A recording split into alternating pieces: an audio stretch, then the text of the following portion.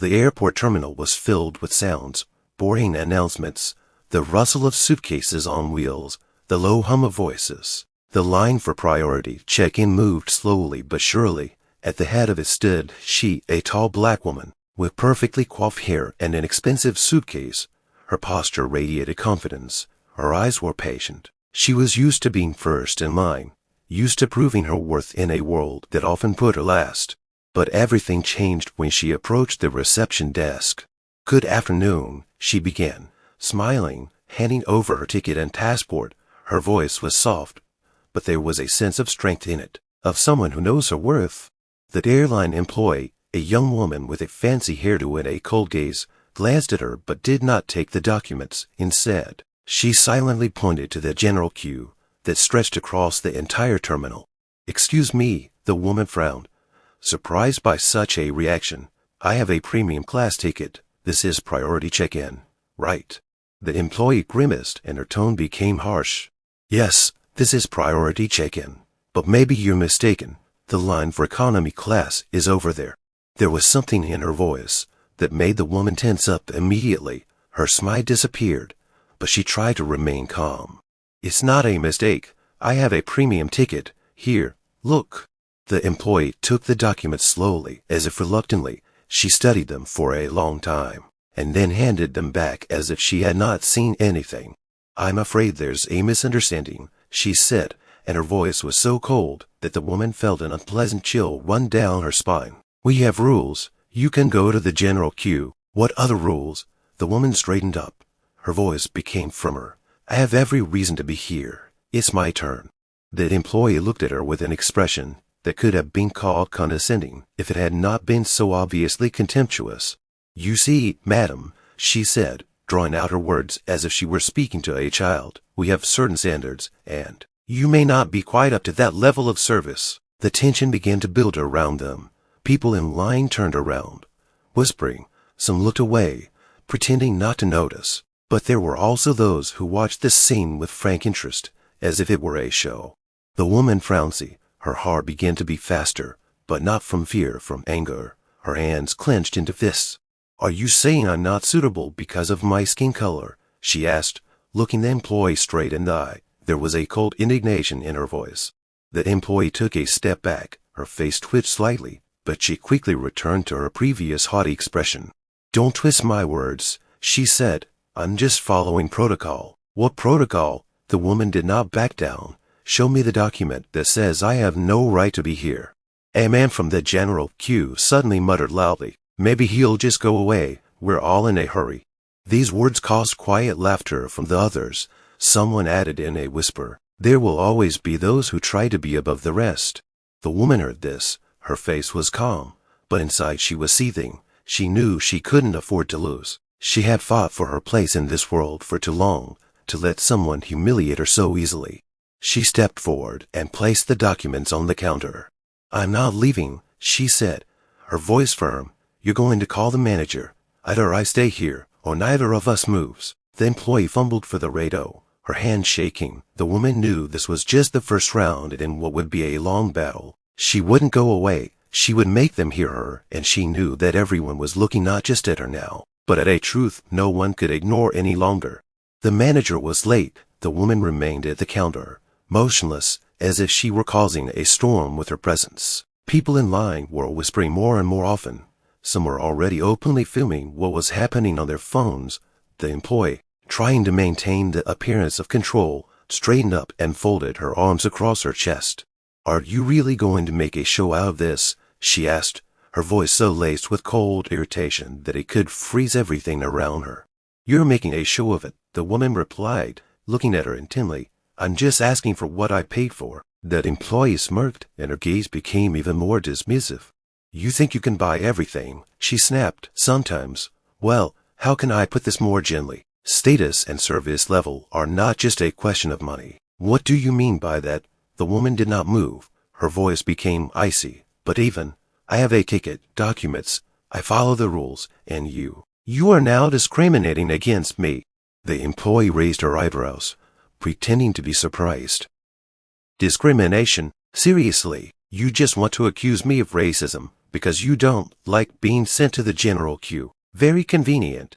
That's not an accusation, the woman said calmly, though her heart was beating faster. It's a fact. You are right now denying me a service that is rightfully mine, and the reason is my skin color. The employee snorted and shook her head.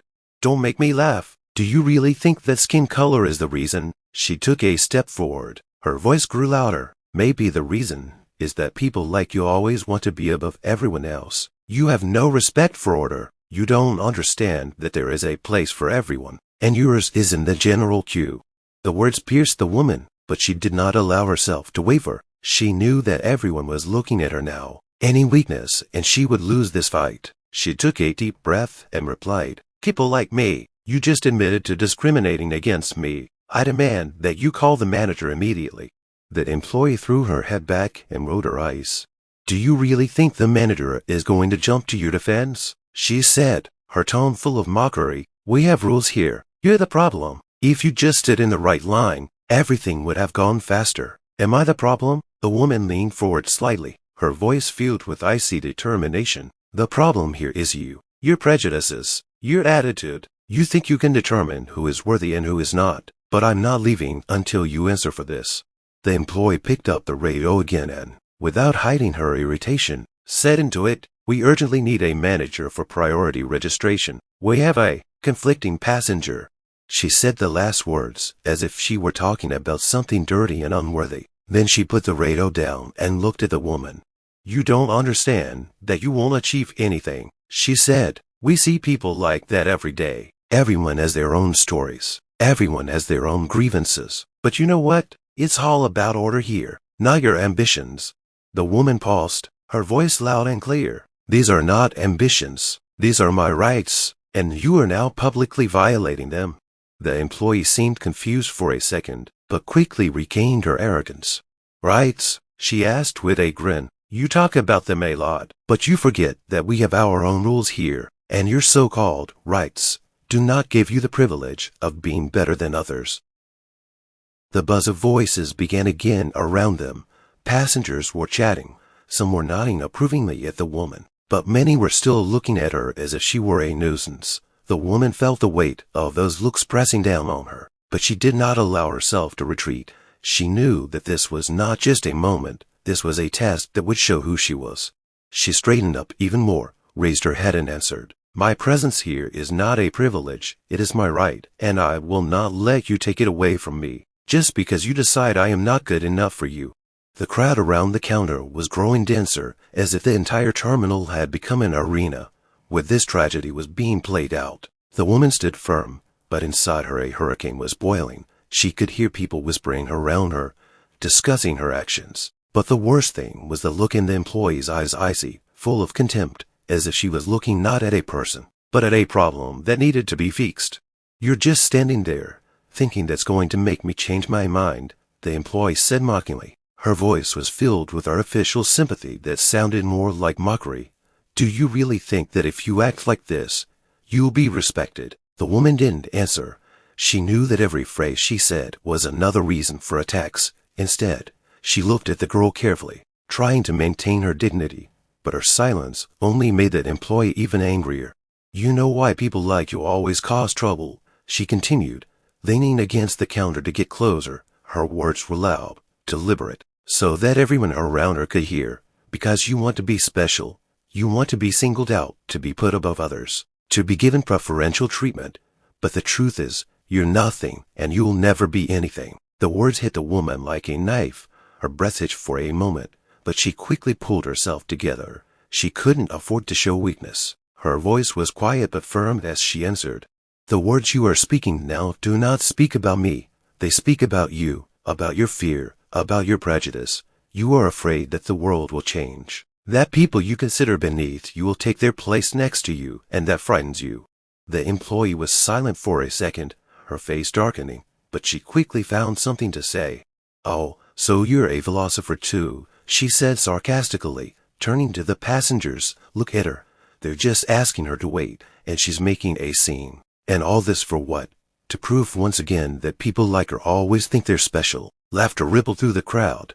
Several people snorted openly. Others sneered and turned away. The woman felt her face heat up. not from shame, but from the fury she was trying so hard to contain. "This is not a scene," she said loudly, above the whispers and giggles. Her voice was clear as a gong. "This is my answer to your hatred. And you know what? Your words will not make me go away." The employee snorted, her eyes flashing with disdain. "Your answer, how sweet, but I'm afraid your answer won't change anything. Do you think the whole world will stop for you? Look around. People just want to fly away. They don't care about your games of victimhood." At this point, the man in the suit standing in line couldn't take it anymore. "Maybe she'll just join the general queue," he said loudly, his voice full of irritation. "We're all in a hurry. Why hold us up because of her whims?" Several people nodded approvingly, adding fuel to the fire. The woman turned to the crowd. Her eyes were shining, not with tears, but with determination. "It's not a whim," she said, looking at the man. "It's my right. If you remain silent when you see injustice, you become part of it." "That's enough," the employee interrupted. Her voice grew louder, sharper. "You're not in your church to preach to us. There are rules here. And if you don't like them, maybe you should think about whose place you are in." The words sounded like a slap in the face. The woman felt everything around her tightening, but she knew that to retreat would be to lose. She exhaled slowly and said, "I'm in my place, and are you sure you can look at yourself in the mirror after all this?"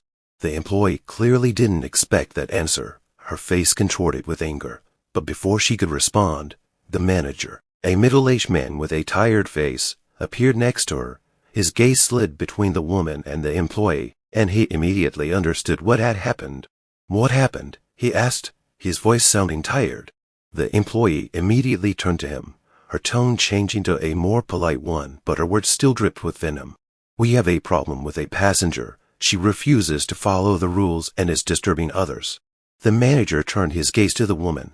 He saw something in her eyes, a strength, a determination that could not be ignored. He turned to the employee. "What exactly is the problem? Does she have a premium ticket?" The employee hesitated, but then said, "Yes, but what?" The manager interrupted sharply. "If she has a ticket, she has the right to priority check-in." His words fell like a hammer blow. The crowd frowned, watching the outcome. For the first time, the woman allowed herself to smile, but it was not a smile of triumph, but of calm confidence. "Thank you," she said to the manager, looking directly at the employee. "Now you know where the problem is." The situation at the check-in desk seemed tense, but the tension was only growing. The manager, trying to calm the situation, motioned for the woman to come to the counter. His face expressed tired displeasure, but there was something more in his eyes, fear of the explosion that was about to happen. "Please, madam, let's resolve this situation calmly," he said, glancing at the crowd, who had already begun filming the scene on their phones. "We all need to maintain order." The woman looked at him, her eyes sparkling with a cold fire. "Order?" she asked. "What order are you talking about? The one where I'm publicly humiliated, where my skin color is the reason for denying me my rights?" The manager hesitated, his gaze sliding to the employee, who immediately turned away, as if trying to hide behind the counter. But instead of resolving the conflict, he decided to avoid a direct answer. "Understand, there is a misunderstanding here," he began, but the woman abruptly interrupted him. "This is not a misunderstanding. This is politics. This is a system that allows people like her," she pointed at the employee, "to think they have the right to decide who is worthy and who is not. And it has to stop." The crowd around began to talk. Someone shouted, "Why doesn't she just go away? She only creates problems." Another voice agreed, "Do you think this is about racism? It's just employees doing their job." But there was another response. A young woman in jeans and a sweatshirt, standing nearby, said loudly, "She's right. We've all seen it. She's clearly being discriminated against. If we keep quiet now, it will be on our conscience." Her words caused a wave of discussion. The manager suddenly realized that the situation was getting out of control. He raised his hand, trying to calm the crowd. But it was too late. The woman stepped forward, her voice loud and clear. "How many times have you remained silent when you saw injustice? How many times have you turned away because it didn't concern you? Today, this is my fight, but tomorrow, it could be yours." The employee, who had been standing behind him all this time, couldn't take it anymore. She stepped forward, her face crimson with anger. "Do you even know how many people like you we have every day?" she shouted. Everyone thinks they're owed something. Do you think your rights are more important than anyone else's? Why, because you scream louder than everyone else. Her words were like poison in the air, but instead of suppressing the woman, they caused a storm of indignation. A young girl in the crowd once again stood up for her.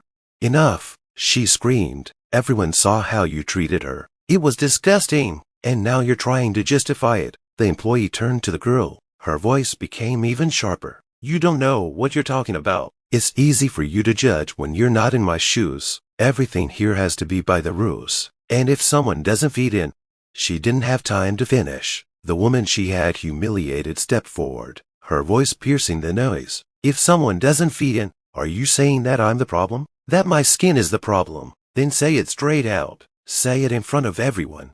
These words made the employee fall silent. Her face turned gray. She took a step back, but her eyes still burned with anger. However, the crowd was no longer on her side. People began shouting questions. Why should she put up with this? This is racism. We all see it. Who is responsible for this mess? The manager realized that the situation was beyond his control. He tried to intervene again. Calm down. Let's all calm down. This is a misunderstanding, and we will resolve it. But the woman did not let him finish. You don't decide. You try to hide it. Hide the fact that this company allows its employees to humiliate people because of their skin color. It's not an accident. It's a system. At that moment, reporters burst into the room, attracted by the video and the noise of the crowd. Cameras began recording what was happening, and microphones were aimed at the woman. You want the truth? She asked the reporters, ignoring her manager, who was trying to silence her. The truth is, we deal with it every day, with humiliation, with prejudice, with hatred, and if you think it's not your problem, think again. Her words were like a bolt of lightning. People around her started clapping, and the manager turned pale, realizing that the situation had become uncontrollable. The employee lowered her head, realizing that her words were now part of a national scandal. But the woman did not smile. Her face was determined, and her eyes were filled with deep sadness. She knew she had won this fight, but she knew there was still a long way to go. The employee was not going to give in. Her face was red with anger, and her eyes were blazing. Every minute she spent in front of this woman and the crowd seemed like endless humiliation, and she decided that if she left, she would take with her the dignity she had built on the ruins of someone else's.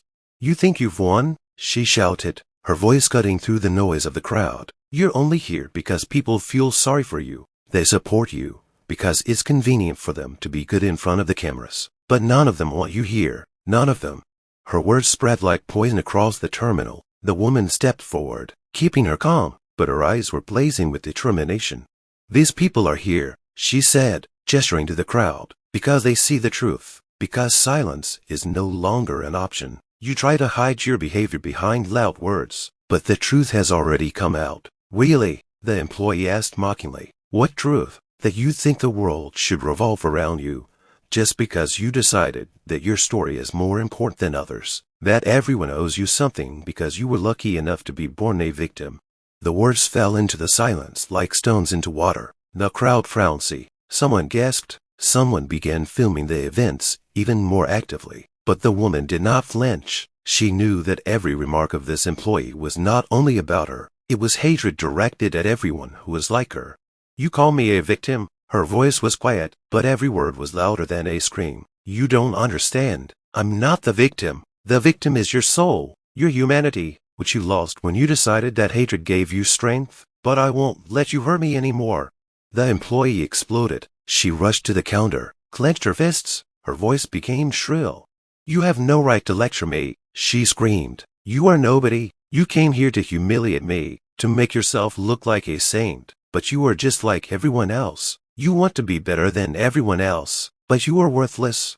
The crowd began to buzz. People began shouting words of condemnation at the employee. Reporters tried to catch her every gesture, every cry. She seemed to be drowning in her own anger, not noticing that she was destroying herself.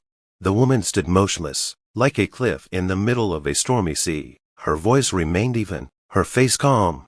You can say whatever you want, she said, but I'm not leaving, because every time someone leaves in situations like this, you feel like you've won. But that's not going to happen today. The employee was one step away from hysteria. Her hands were shaking. Her breathing was ragged. She looked around, as if seeking support, but did not find a single look that did not express condemnation. "All of you," she screamed, pointing at the crowd. "You think you're better than me. You'd do the same thing in my place. Each of you hides your hatred behind smiles, but you're just as much of a hypocrite as she is." This was the moment when her mask completely fell apart. The crowd became even more noisy. People began to loudly express their indignation. Reporters broadcast the events live. Every word the employee said became another nail in the coffin of her career. The manager, who had been standing silently on the sidelines, couldn't take it anymore. He stepped forward, raising his hand to stop the chaos. "Enough," he shouted. "This has gone too far. I demand that it stop immediately." But his voice came too late. The employee fell silent, her face contorted with the knowledge that she had already lost. The crowd now looked at her with disdain. Her words, her actions, none of it made sense anymore. She tried to justify herself. I wanted," she began, but her voice broke. The woman turned to her. There was no hatred in her eyes, only sadness and determination. "You wanted to be strong," she said, "but strength is not putting others down. Strength is understanding that we are all equal, and if you can't see that, it's your loss, not mine." The words sounded like a death sentence. The employee lowered her head. Her shoulders shook. She knew her time was up. The woman turned to the crowd, her voice loud and clear. "This moment is not just for me. It is for each of us, for everyone who has ever been silent when they saw injustice. Today, I am not silent, and I will never be silent again."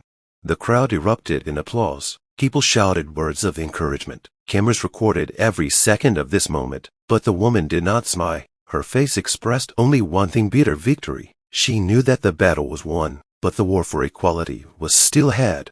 As the applause from the crowd began to die down, the woman looked around. Her face remained calm, but inside, everything was boiling. She knew that what had just happened was not the end. It was the beginning. The real battle was just beginning.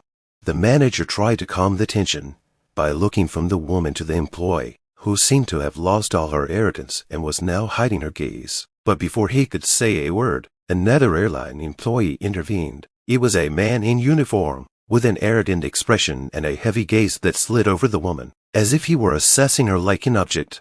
"So what's going on here?" he asked, sounding as if he was in complete control of the situation. "Are we having a mutiny on board? This is not a riot," the woman said firmly, turning to face him. Her voice was even, but there was a subtle threat in it. "This is resistance to injustice, and you have just become part of it." The man chuckled, his tone becoming mocking. "Resistance, you say?" he said, crossing his arms over his chest. "And have you ever considered that your rights are simply a hindrance to others? People aren't here to listen to your loud speeches. They want to register and fly away." The woman stepped forward, her gaze unwavering. "People are here to see the truth," she said. "And the truth is, your system is built on exclusion, on keeping people like me down, so we can never take the place that belongs to us." The man snorted and turned to face the crowd. "Do you hear that?" he asked loudly. "She's trying to make racism out of this, but it's not racism. It's just order, and she's the one breaking it." The crowd buzzed. Some took out their phones again to record what was happening. Someone shouted, "If this is the order, then why does it only work against her?" But many were still silent, looking at what was happening with apprehension, as if they were afraid of being drawn into the conflict. "Order?" the woman asked, her voice firm but weary. "You call this order, when your employees are trained to view people like me as a threat, when I am humiliated simply because my skin is a different color? That is not order. That is bias, and that is your system." The man clenched his jaw, his face turning pale with anger.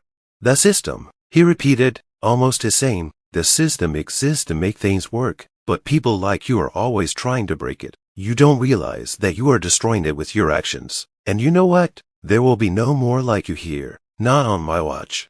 These words, spoken with such cold contempt, hit like a whip. The crowd began to mutter again, but the woman did not flinch. She knew that she was not only for herself now, she was for everyone who had been in her place before. She took a deep breath and said, "You just showed me that I'm right. You admit that this system exists to exclude us, to push us into a corner, but I'm not afraid of you. and your system will no longer work the way it did before.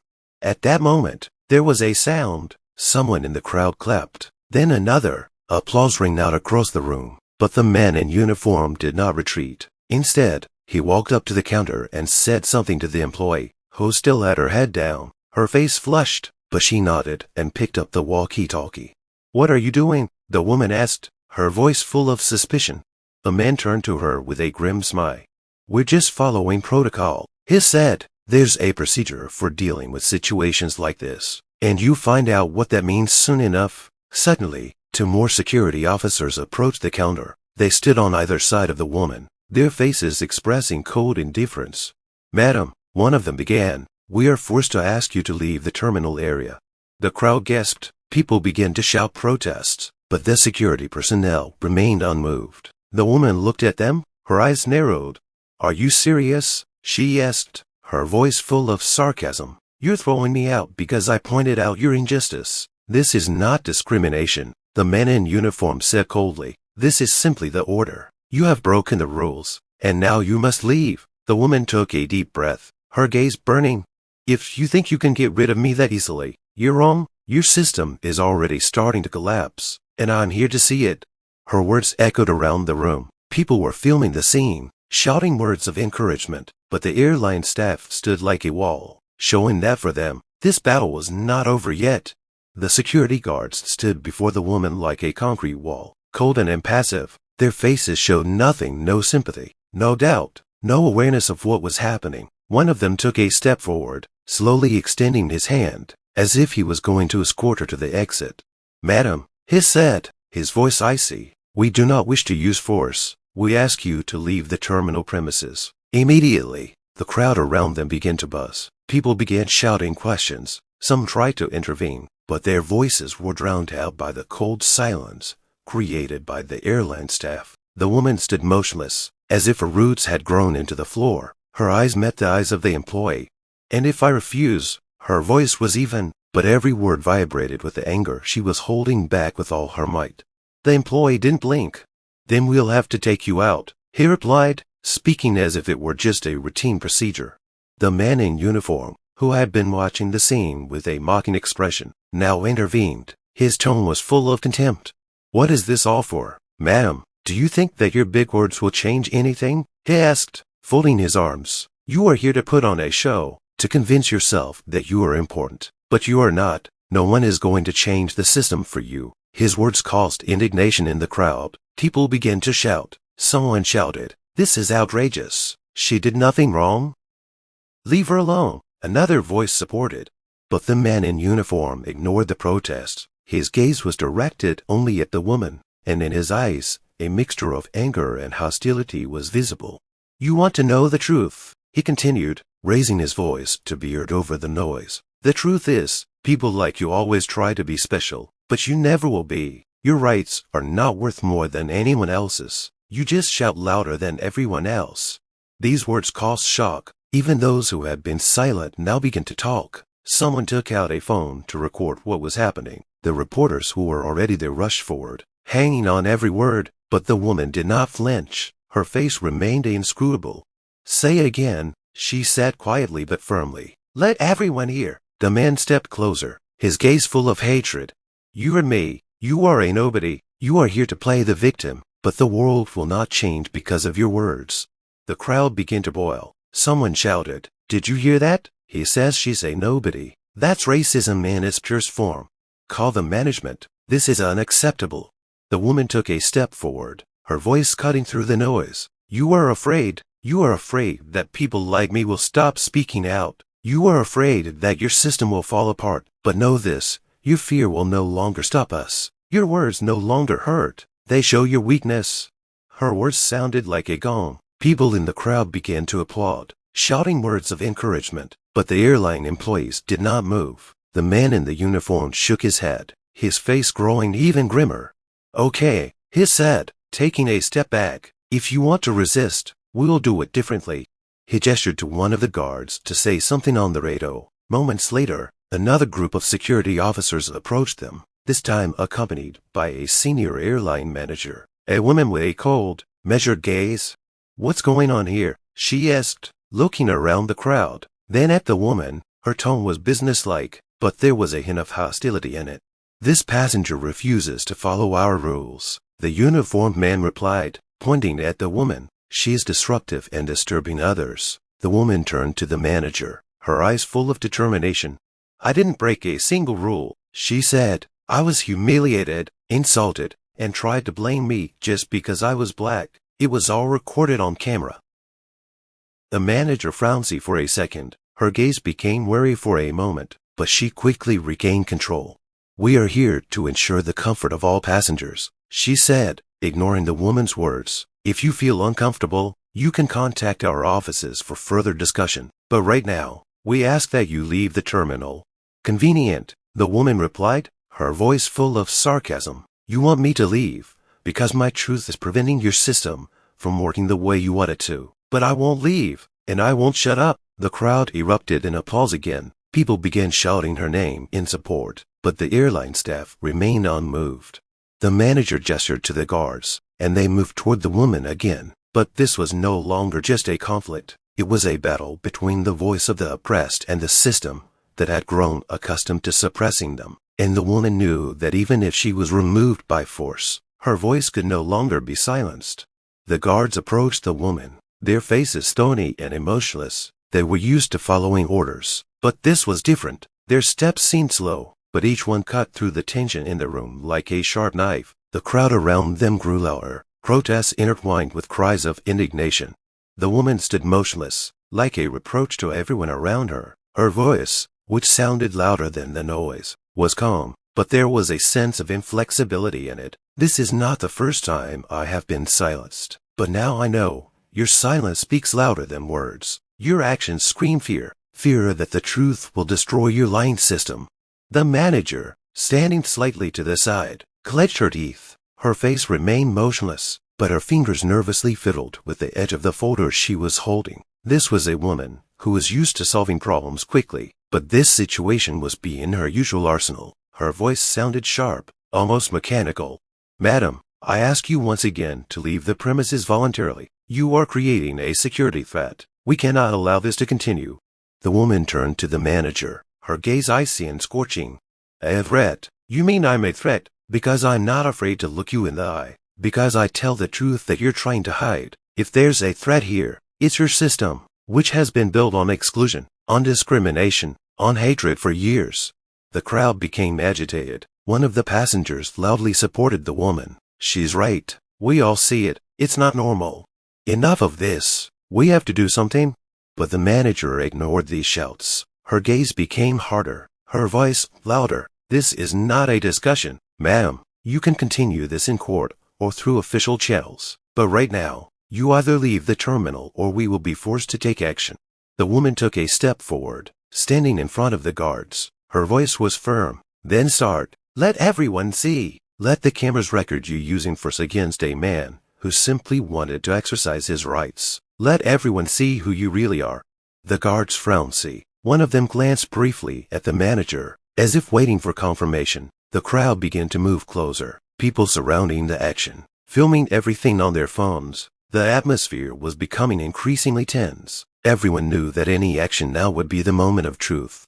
The uniformed man who had been taunting the woman earlier stepped forward, his face contorted with anger. He glanced quickly at the cameras, then looked at the woman. "It's all an act," he said through gritted teeth. "You want to be pitied. You want to be noticed. But you know what? You're only here because people are afraid to tell the truth. And the truth is, people like you shouldn't be here." His words caused a murmur of indignation in the crowd. Someone shouted, "This is racism. This is unacceptable." But the man didn't seem to hear. His anger was directed only at the woman. She didn't flinch. Her gaze was focused. Her voice remained level. "Say it again, louder, so that everyone can hear. So that it is clear to everyone that you are not defending order, but hatred. Say that I should not be here. Let this be the last word of your system." The man turned pale, but his face remained tense. He took a step back, but said nothing. The manager intervened, trying to regain control. "Madam, please, you are forcing us." "Force me," the woman interrupted. "You're the one forcing me to stand here. You're forcing me to fight for what's rightfully mine. You're trying to silence me, but it won't work. Because I'm not afraid of you, and none of us are anymore." The crowd erupted in applause. People began shouting her name, cheering her on. Reporters recorded every second of the event, but the airline staff frowned. Even the security guards looked confused. It was the moment when the old system cracked under the pressure of the truth. The woman exhaled slowly, her face calm but her eyes determined. She knew she had won more than just this fight. She knew her voice would be heard, and it would never be silenced again. As the crowd began to thin out and the cameras frowned, the woman knew this was only the first victory. She knew that the fight for equality did not end with one airport battle. This system was much bigger than a group of employees who hid their hatred behind masks of order. She decided that if she wanted to make a real difference, she would have to go deeper. The news of what happened in the terminal spread like wildfire. Videos of the incident went viral, and millions of people around the world saw how the woman stood up for her rights, despite humiliation and aggression. Hashtags with her name flooded social media. People expressed their support, shared their own stories of discrimination, and companies began making statements distancing themselves from what was happening at the airport. But the woman didn't stop. She didn't just talk, she acted. A few weeks later, her name was back in the headlines. Only this time, it wasn't the video from the terminal, but an announcement that shocked everyone. The woman who had been humiliated and insulted at the airport was the new owner of that very airline. The news came as a bolt from the blue. The company's old owners, under pressure from public opinion, shareholders, and legal threats, had agreed to sell their controlling stake. For them, it was a way to avoid total collapse. But for the company, it was more than just a deal. It was a symbol. She stood at the press conference, dressed in a smart business suit, her voice confident but with a steely edge. "When I first walked into the check-in counter for this airline," she began, looking directly into the cameras, "I was treated with prejudice. I was humiliated. I was silenced. But today I stand here to say one thing. Silence is no longer an option." Her words drew thunderous applause. People in the audience, many of whom were activists, representatives of human rights organizations, and simply concerned citizens, stood up to support her. This company, like so many others, has been part of a system that has excluded people for years based on their skin color, gender, or background. But that is changing. Today, we will begin a new chapter, one of equality, respect, and justice. But not everyone was enthusiastic. There was unrest among the company's employees, especially those involved in the incident. The man in uniform, the same one who had humiliated her at the terminal, was now sitting in his office, staring at the monitor where speech was being broadcast. His face expressed a mixture of anger and fear. She decided to show what a heroine she is. He hissed, looking at his papers, "But we'll see how far she goes." The employee who first refused to register the woman was fired almost immediately after the scandal. She tried to fight for her job, but her name became synonymous with discrimination. Now she watched what was happening from her small apartment, feeling like her world had collapsed. Her hatred for the woman only grew. Meanwhile, the woman began to implement changes. She created an internal zero-tolerance policy for discrimination. Every employee had to undergo inclusivity training. Those who did not agree left the company. But she went further. She offered a special program for low-income groups, providing affordable tickets and creating jobs for those previously excluded from the airline industry. Her actions caused a storm of approval from the public. The company, which had recently been on the verge of collapse due to scandal, was now thriving. People wanted to fly with those who stood for justice. But there were threats, too. People who felt that her victory was their defeat began to operate in the shadows. She received anonymous letters. Her office was bombarded with hate speech, but she remained steadfast. One day, the same man in uniform came to see her. Now, he looked different, confused, broken. His voice trembled when he began to speak. I was wrong," he said. "I want to apologize." She looked at him carefully. Her face was calm, but there was firmness in her eyes. "An apology is a start," she said, "but it takes more to be accepted. Be part of the change. This is your chance." The man nodded, his gaze hardening. He knew this chance was his only path to redemption. The woman understood this fight would never end. But every day, every story, Every change brought her closer to a world where no one would stand at the check-in desk and feel like they were out of place. Her victory was not just her victory, it was the victory of everyone who had ever been silent but now decided to speak up. The sky above the heads of the airline employees, who until recently had thought themselves part of an untouchable structure, began to darken. The confidence with which they looked at the woman, the day in the terminal melted away like morning fog. Every step of her reforms, every word she spoke on TV screens and social networks became a hammer that destroyed their illusions of security. The first to feel the chill of approaching justice was the man in uniform. His life had begun to change even before he met the woman in her new office. The colleagues who had previously supported him for his toughness and ability to keep order now avoided him. When he entered a room, conversations died down and glances focused on the monitors or the floor. He began to think he heard whispers behind his back, although perhaps it was not only in his head. One evening, he opened his email to find a notice about a job review. There were no direct threats, but each word was an ominous whisper. Your performance is now under intense scrutiny. We expect you to meet these new standards. He clenched his fists, feeling a weight on his chest. He had once considered himself in charge, but now it felt like a grain of sand in a crumbling wall. The employee, who first refused service to the woman, lived in a state of constant terror. After she was fired, she tried to find a new job, but her resume was ignored. Her name, her face, were now associated with racism, discrimination, and shame. Her phone was silent, and when it did ring, it was journalists or activists demanding an explanation. She began to avoid crowded places, feeling that the gazes of passersby were piercing her like needles. One evening, as she was walking home, she felt as if she was being followed. She turned around, but there was no one in the empty alley. This fear became her constant companion. The company's staff, even those not directly involved in the scandal, felt the tension. Every news statement the woman made, every step she took, caused a wave of uncertainty among the employees. They began to understand that their usual methods no longer worked. This was more than just a change in leadership, it was a breakdown of the entire system.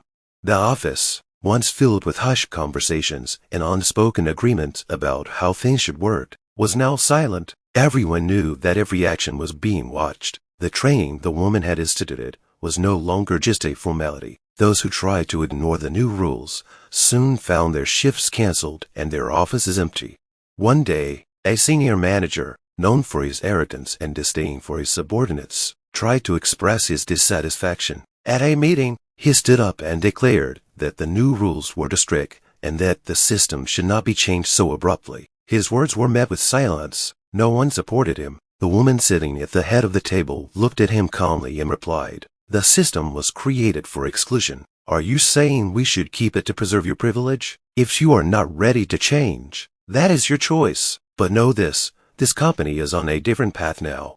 After the meeting, he walked out feeling his confidence evaporating. A week later, he found himself demotional. His office had been given to someone else, and his own desk was in the corner he had once disdainfully called the newbies area.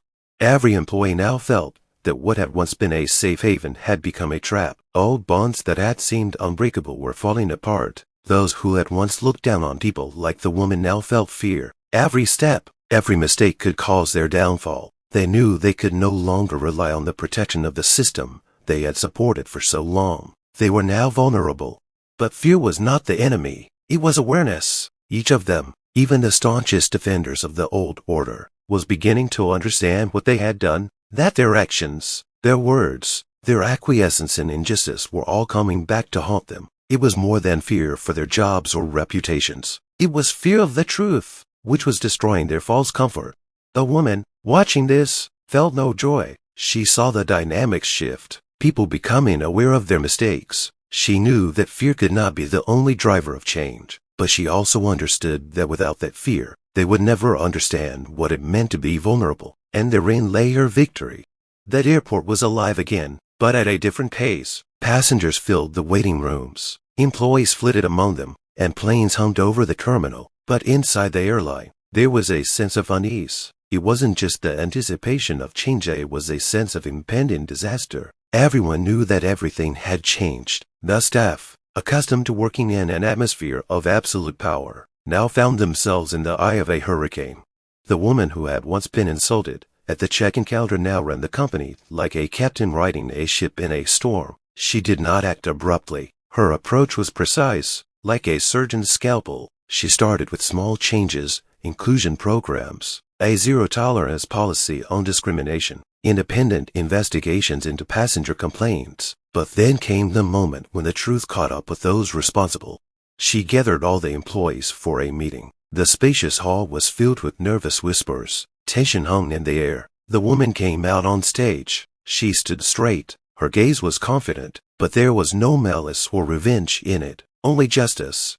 "You all know why we're here," she began, her voice even, but every nuance of it cutting to the bone. "This isn't a moment for revenge. This is a moment for change. Today, we're starting over."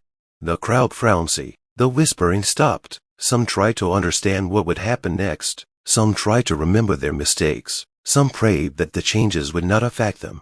This company was built on a system that excluded. It protected those who were used to humiliating others. She continued, "That system will no longer exist, and those who were part of it will no longer be part of this company." The words, spoken calmly, sounded like thunder. The faces in the crowd turned pale. The employees looked at each other, their fear almost palpable. The woman paused, then continued, "I have made the decision to lay off all current staff. Each of you will be relieved of your duties. This is not a punishment. It is a necessity. The company needs a new beginning, not an attempt to fix what is already broken." The crowd gasped. Someone screamed. Someone stood up, trying to say something. One of the former senior managers, the man in the uniform, stood up, his voice full of despair. "It's not fair. We've served the company for years. You can't just throw us out." The woman turned to him, her gaze firm but not malicious. "Justice is giving everyone an equal chance, but those who have served the system of oppression cannot be part of its correction. If you want to change, start with yourself. Here, we start with a clean slate." Her words caused a noise again. People jumped up, trying to argue, but she raised her hand, and the hall fell silent again. "Each of you will be compensated," she said. "We will not leave you with nothing, but this company must be a symbol of change, and that is impossible while the past is dragging us down." The employees began to leave the room, some silently, some shouting protests, some with tears in their eyes. They could not change anything. The decision was final. The next day, the company released a statement. The woman addressed the public. "We cannot build a new world on old foundations. Today, we start with a clean slate. This company will serve everyone, regardless of skin color, gender, origin, or status, and we will do so with those who share our values." The words caused a wave of approval. People around the world saw that change was possible, and the company's former employees, finding themselves in isolation, began to realize their mistakes. Some of them came to the woman with apologies, and she accepted them, but their place in the company was no longer discussed. That airline was a different place now. It was a symbol of justice and equality, and that was her new foundation. She knew there were more battles to fight, but this step was the beginning of a new path, a path where every voice would be heard and the truth would be protected. Friends, this story is a reminder of how important it is to fight for equality and justice, not to remain silent in the face of injustice. We want to know your opinion. What do you think about this story? Have there been situations in your life related to injustice or racism? Please share your thoughts and stories in the comments. Each of your responses is very important to us. We truly appreciate each and every one of you. Your words inspire us and help us continue to tell important stories. If this story made you think or touched you, don't forget to subscribe, like, and share it with your friends. Let's make the world a better place together. Have a wonderful day filled with kindness and light. Remember, your voice matters, and we are grateful that you share it with us.